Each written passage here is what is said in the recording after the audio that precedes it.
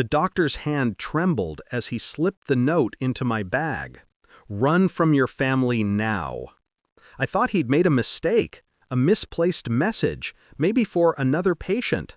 But his eyes, those terrified eyes, told me otherwise. That night, when I heard the whispers outside my bedroom door, I understood.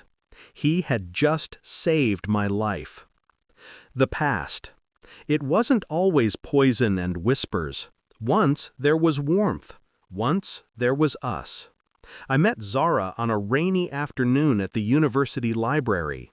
She smiled at me like I was more than just another lost boy searching for purpose. That smile built the foundation of everything: our marriage, our family, our dreams. Her brother, Kamran, became my shadow. He introduced me to his friends, his business circle, his world. I trusted him like blood. We were family in every sense: laughing, investing, building. I gave them everything: loyalty, money, and the blind devotion of a man who believed love was enough. Cracks. But devotion turns fragile when lies creep in. It began with Zara's late-night calls. She said it was Kamran discussing investments. But when I picked up once by accident, the silence stretched too long before she hung up. Then came the pills in my tea, tiny, tasteless things that left me weak, dizzy, forgetful. She blamed stress. Kamran nodded in agreement. I wanted to believe them. God knows I tried.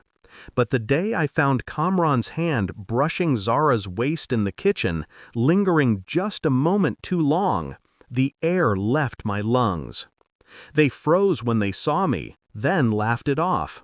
"You're imagining things, brother." Maybe I was. Until I wasn't. The revelation. At my routine checkup, the doctor studied my blood work like a man watching a slow-motion car crash. He lowered his voice. "You're being poisoned," he whispered. "If I'm right, it's gradual. You won't even notice until your organs fail. Who prepares your food?" My mind spun. Zara. Always Zara. When I tried to speak, he shoved a folded paper into my hand. "Don't go home blind. Don't confront them yet. Just run." Run? From my own family? That night, lying in the dark, I heard them, their hushed voices outside my door. "Cameron, how much longer?" Zara, "Just a few more weeks. His will is signed. Everything transfers cleanly." I didn't move, I didn't breathe. And in that stillness, something inside me hardened. I wasn't going to run. I was going to hunt. The shift. The next morning, I smiled at them, thanked Zara for breakfast, joked with Kamran about business, pretended nothing had changed. But inside, the chessboard was already set. First, I rewrote my will, quietly. The lawyer was an old friend, bound by silence. Everything, house, accounts, investments, would bypass Zara and Kamran and go to a trust they couldn't touch. Next, I faked weakness, canceled meetings, stumbled around the house, let them believe the poison was working. Their confidence grew, and with it, their carelessness. While they whispered, I recorded. While they plotted, I documented. Every text, every bank transfer, every late-night hotel booking under Kamran's name. It wasn't just betrayal, it was theft, conspiracy, murder in the making. And I had the evidence to bury them. The trap.